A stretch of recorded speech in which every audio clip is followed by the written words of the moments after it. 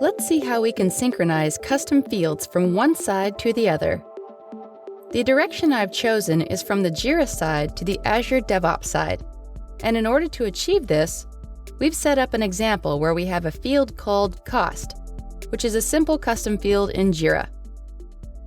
The idea is whatever value is populated out here should be synchronized over to the Azure DevOps side.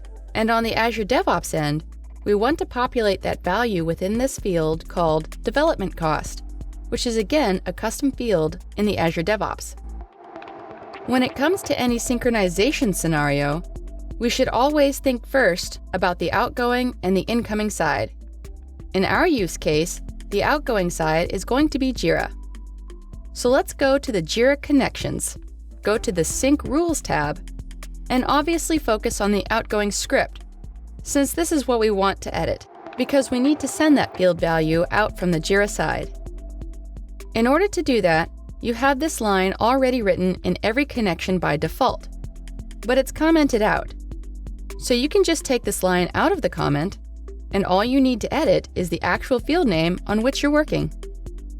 Now let's have a quick review of what this line is actually doing. So, on the right side, we're picking up a custom field called cost from the Jira ticket, and we're assigning it to replica.customfields.cost. Now, this is what you'll need on the other end to extract that value within the cost, and that's why I've copied it over. Let's publish this. All right, Jira has completed its job, and it's sending out the cost field.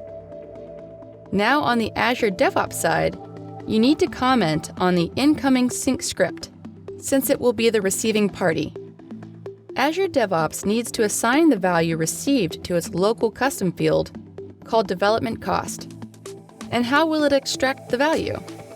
That, remember, is contained in replica.customfields.cost. So you will need to extract the value from that field. Okay, that should complete the loop. We'll now publish it and test out our changes. In order to test the changes, let's go to the issue and populate the cost field with any value, say $125.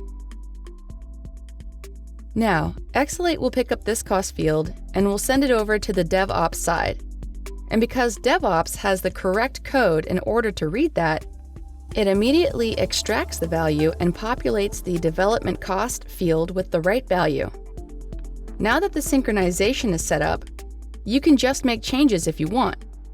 For instance, if you decide that the value is going to be 250, this change will also reflect on the Azure DevOps side. But note that the changes on the Azure DevOps side will not automatically be reflected on Jira.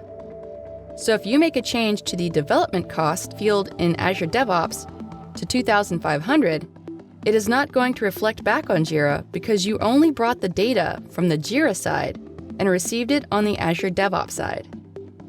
So if you want to sync this field bidirectionally, then you'll have to set up the direction from Azure DevOps to the Jira side as well, in the similar manner that we explained at the beginning of this video.